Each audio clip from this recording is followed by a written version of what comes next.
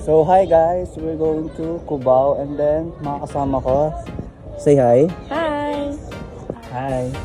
So yan, here. So ayan na nga, para sa kami niyan. Pumunta na kami, sasakay na ako ng L3. And picture pa ako dyan. So ayan na, tuloy na kami umalis. Dumaan kami sa RP kasi kukuha kami ng RFID. Tapos ayan, nakakuha na kami ng RFID. Subukan namin kung gagana ba. 500 pesos ang ano dyan. Sa Mindanao Ab kami kumuha ng RFID. So ay makikita niyo sa video. Aangat yan. So nakarating na kami. Nakarating na kami na Cubao. So ayan, nagutom kami dalawa ng pamangkin ko.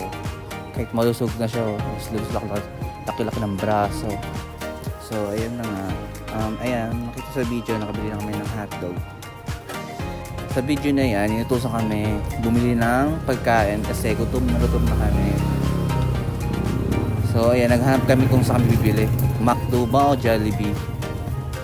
Yan, so naglakad kami.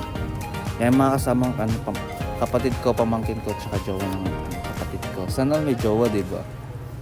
So ayan, nakalakad, hanap-hanap.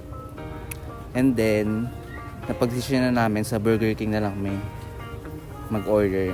So ayan, papasok na nga ako. Then nag-order na ako. Yan, nag-order na ako.